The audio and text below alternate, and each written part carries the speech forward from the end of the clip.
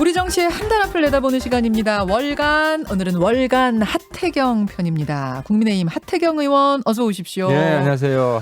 하태경입니다.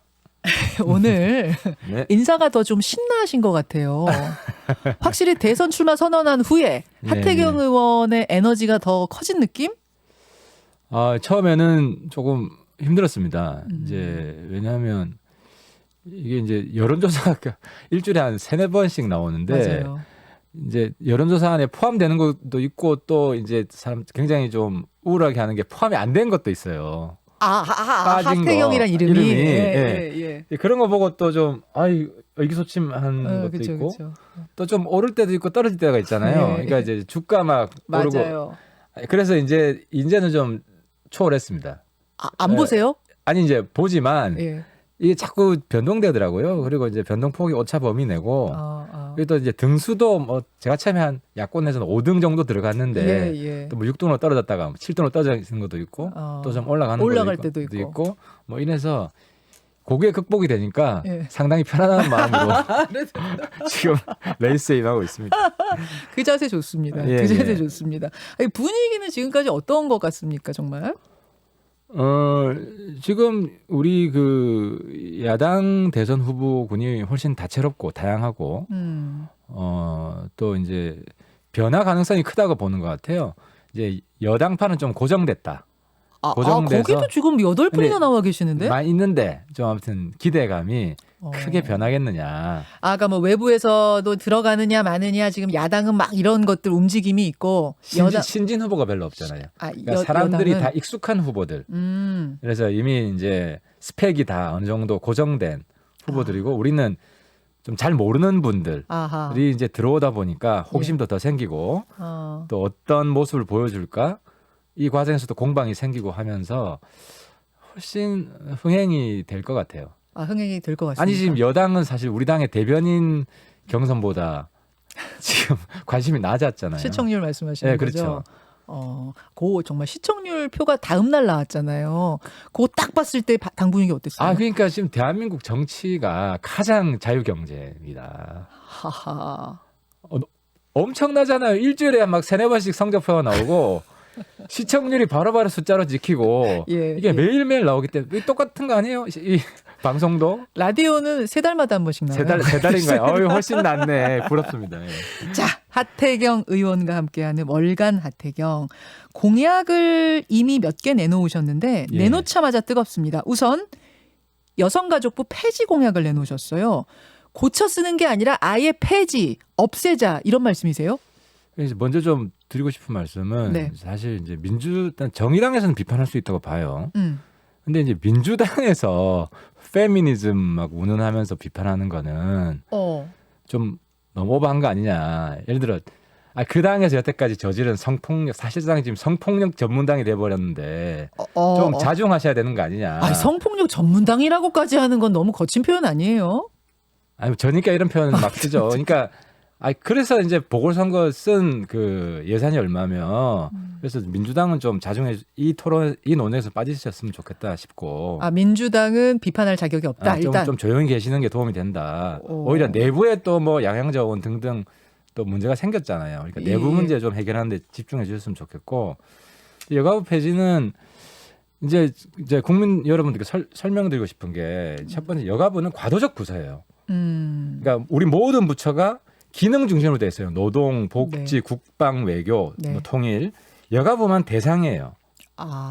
그러네요. 그렇죠. 여성 그렇잖아요. 가족을 예를 들어서 대상으로 한다. 뭐 장애인 부서 이런 게 없잖아요. 대상으로 된 건 여가부. 왜 이렇게 됐냐면 과거 우리 세대 이전 세대에 남녀 차별이 심해서 부처별로도 다 그런 게 있었단 말이죠. 모든 부처별로도 남존 여비적인 문화가 있고. 그렇죠. 그래서 이런 캠페인 차원에서 모든 부처가 남녀 평등 정책을 실시해라 차원에서 이제 시한부 부서로 만든 거예요. 시한부 부서로 만든 그렇죠. 것이다.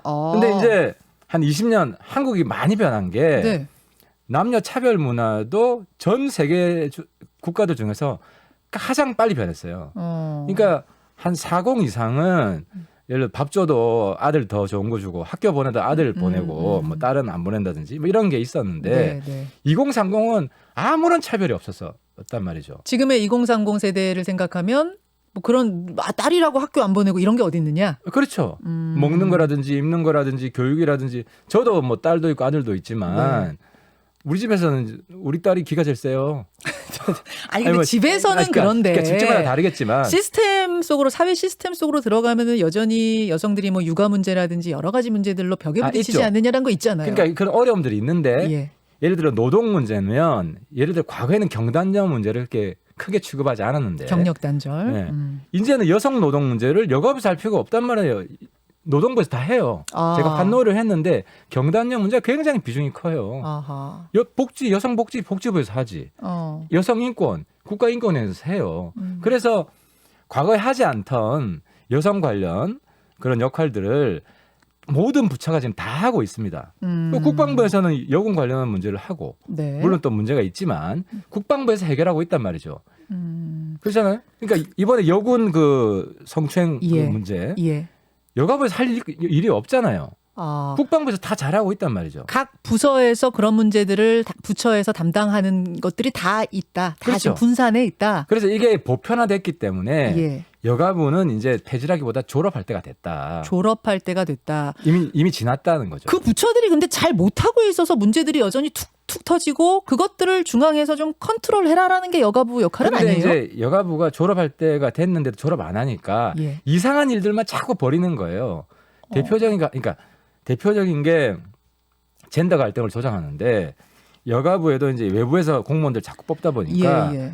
약간 탈레반 여성 우월주의자들 좀 급진적인 이분들이 많이 들어가가지고 대표적인 게 남혐을 자꾸 부추겨요.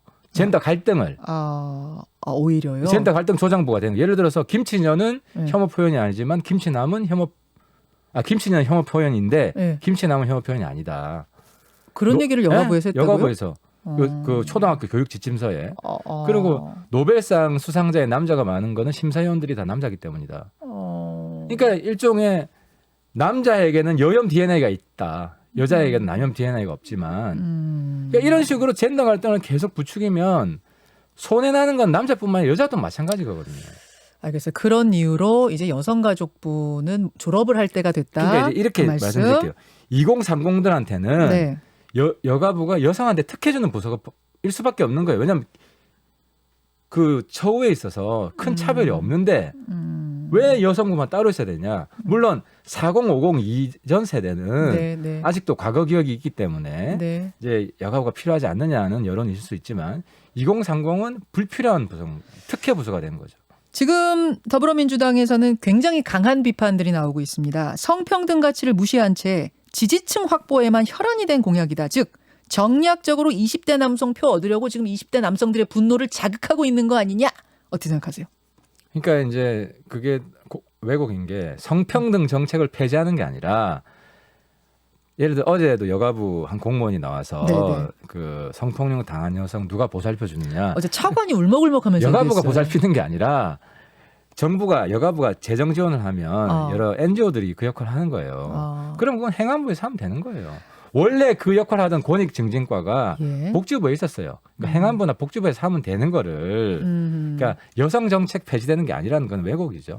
근데 같은 국민의힘 분들 중에도 신중론을 펴는 분들이 계시더라고요. 예를 들어서 윤희숙 의원 일단 보완해서 살릴 방법은 없을지 생각해보자. 토론해보자 그러셨고 조수진 의원은 또 다른 분열의 정치는 안 된다. 좀 당내 이견도 있더라고요. 그러니까 이제 이게 그 세대들이 다 한 50이나 40대 중반 이상에서 그러시죠.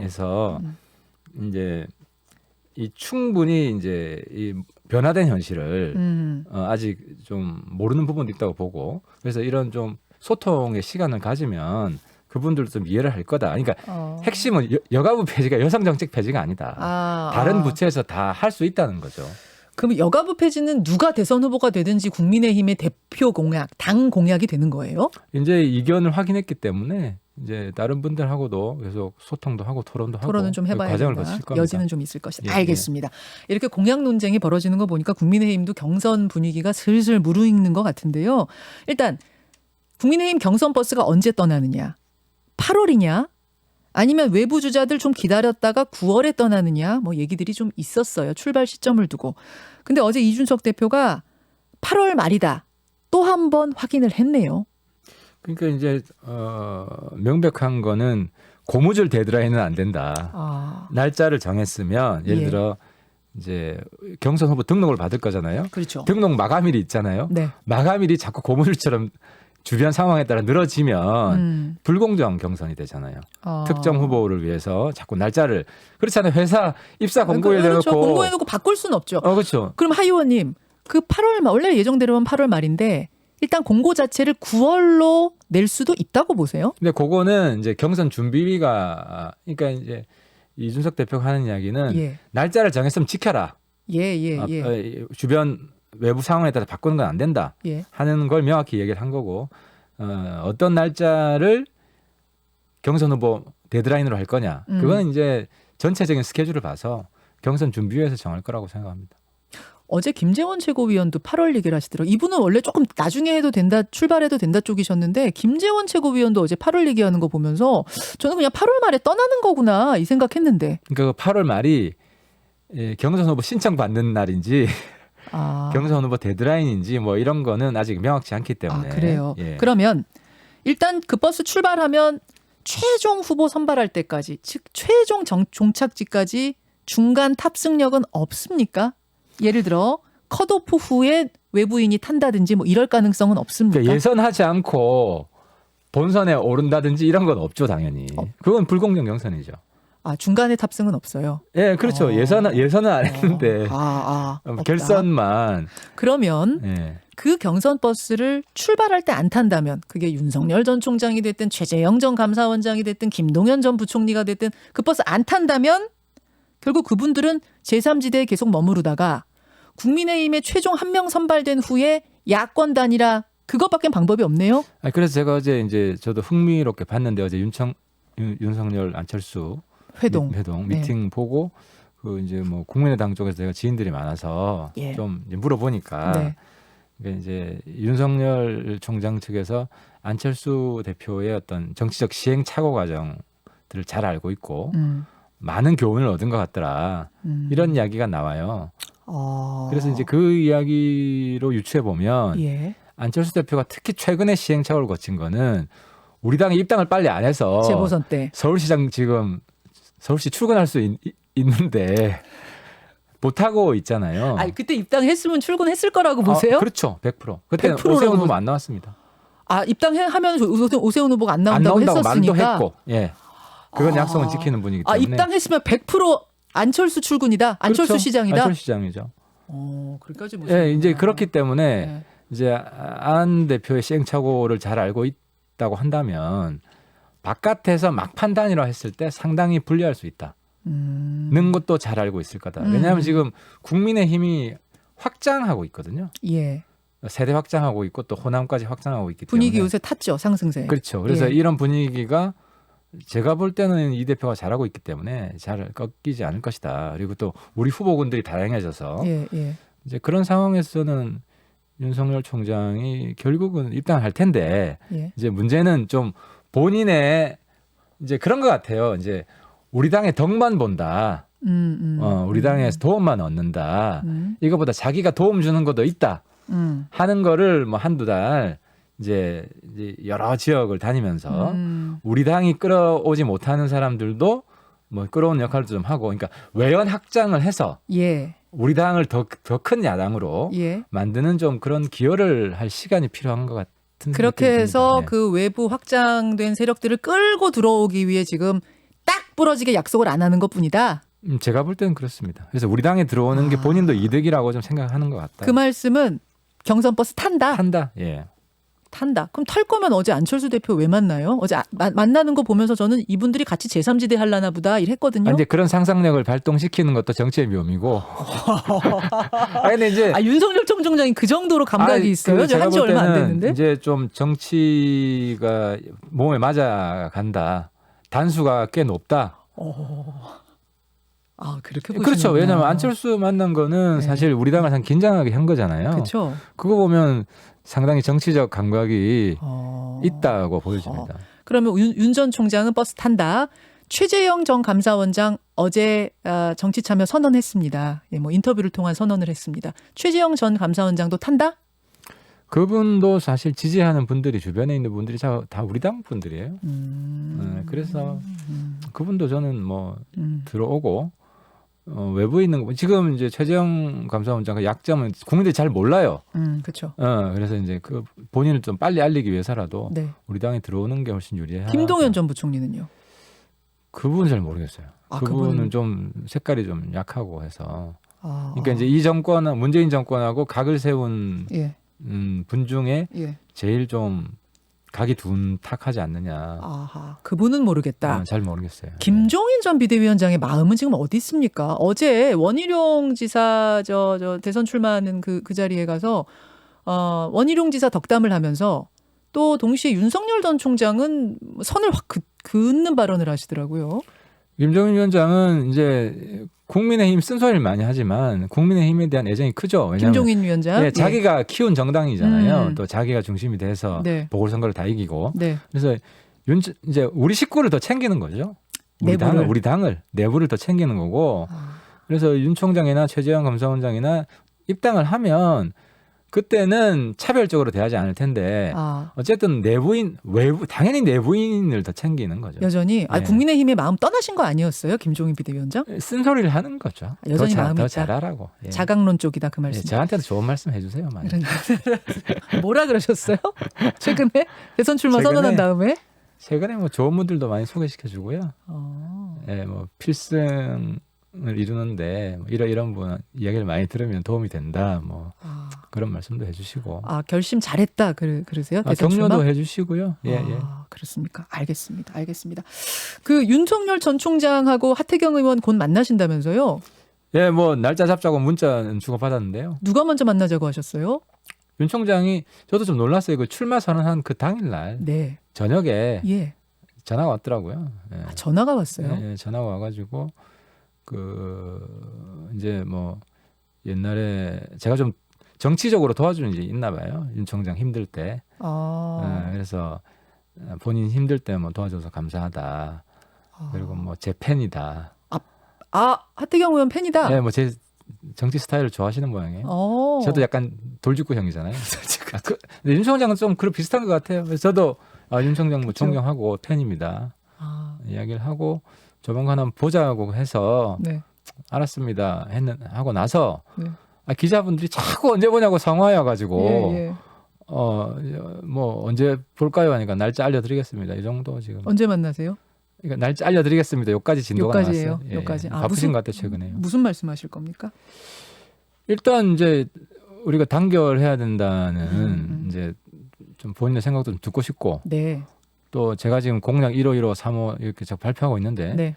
윤 총장님 어제 보면 이제 국회 세동시로 이전한다는 말씀하셨고 저는 이제 청와대 이전 얘기를 꺼냈는데 이제 그런 부분에 있어서 공통의 비전이 있으면 우린 이건 같이 하겠다 이런 좀 같이 하겠다가 뭡니까? 그러니까 공통의 공약이 있으면 예. 공통의 공약이 있으면 이건 우리가 같이 추진할 수 같이 추진하겠다. 하겠다. 두 분이 단일화한다 뭐 이런 건 그건 아니고. 그거 아니고요. 공통의 정책이 있으면 같이 그걸 추진하겠다는 의미. 네, 그리고 또 이제 제가 어쨌든 정치한 지 좀 더 됐기 때문에 네. 뭐 상담 원하시는 거 있으면 제가 친절히 상담해 드리고.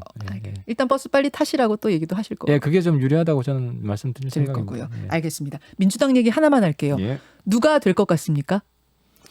근데 지금 제가 놀란 게 자기 대표 상품을 이렇게 쉽게 포기하는 거는 상당히 좀 실수다. 이재명 지사요? 그러니까 이재명은 기본이 브랜드잖아요. 예. 그래서 기본 소득을 대표로 해서 기본 주택, 뭐 기본 대출 이렇게 돼 있잖아요. 네.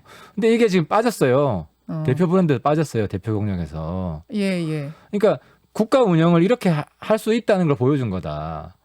이번에 공약 제일 공약 아니다라고 이재명 지사가 그렇죠. 토론에서 말한 거 물러난 거죠. 그러니까 한 4년 동안 기본 소득이 자기 대표 브랜드로 밀어붙인 거지 않습니까? 예. 근데 그거를 포기하는 국민들이 보고 저 국정 운영을 저렇게 럭비공처럼 하면 되냐. 예측 불가하잖아요. 그러니까 이분 스타일이 파퓰리스트인데 단기적이에요. 그냥 우리나라 굉장히 빨리 변하거든요. 트렌드가 빨리빨리 변하고 신상을 되게 좋아하잖아요. 신상을 좋아하는 이런 문화라서 네. 그러면 대표 신상 뜰 때마다 밀어붙이고 지금 또 약간 이제 성장이 중시되는 분위기여서 또 갑자기 성장 이야기를 본인이 하는데 아하. 그런 식으로 정치하는 앞으로 시간이 대선이 많이 남았기 때문에 네. 저는 아무튼 상당히 어디로 튈지 모른다 이런 이미지만 강화한 거 아니냐. 럭비공 이미지를 강화시켰다. 그럼에도 불구하고 결국은 이재명 후보가 될 것 같습니까? 이건 개인적인 그건 좀 의견. 지켜봐야 되겠는데 뭐 다른 후보들이 이길 수 있겠느냐 싶은데 어쨌든 본인이 이런 실수를 더 많이 하면 네. 그래서 최근에 뭐 바지 내리고 이런 자극적인 게 본인의 대표 공약이 바뀐 거를 좀 숨기기 위해서 시선 분산시키기 위해서 약간 의도적인 행동 아니냐 뭐 이런 생각도 좀 들고요. 설마요. 정치적 이 꼼수가 뛰어난 분 아닙니까? 와, 역시 고수 눈에는 또 뭐 그게 보이는가 보죠? 예, 저는 뭐 야. 약간 그 방법이 예, 자기의 단점을 가리기 위해서 성동격사하는 어. 이런 이제 전략을 쓰죠. 와, 이건 이재명 지사 나오시면 제가 질문하겠습니다. 오늘은 여기까지. 예, 예. 월간 하태경 의원의 대선 출마로 인해서 오늘이 마지막입니다. 아, 선거 잘 치르시고요. 네. 잘 치르시고 대통령이 되시면 이제 못 나오시는 거고. 나와야죠. 그때는 인터뷰어 저는 훨씬 소통을 잘할 수 있습니다. 네. 월간으로 못 나오시고 그때는. 예, 뭐 매월 한 번씩. 아, 가능합니까? 못 나오지만 국민들하고는 자주 만날 겁니다. 알겠습니다. 예. 하태경 예, 의원님 그동안 고생하셨습니다. 예, 고맙습니다. 예, 감사합니다. 예. 김현정의 뉴스쇼는 청취자 여러분의 참여로 이루어집니다. 트위터, 페이스북, 레인보우 게시판, 그리고 단문 50원, 장문 100원의 유료 문자 샵 1212, 우물정 1212 통해 참여하실 수 있습니다. 김현정의 뉴스쇼, 여러분과 함께 만듭니다.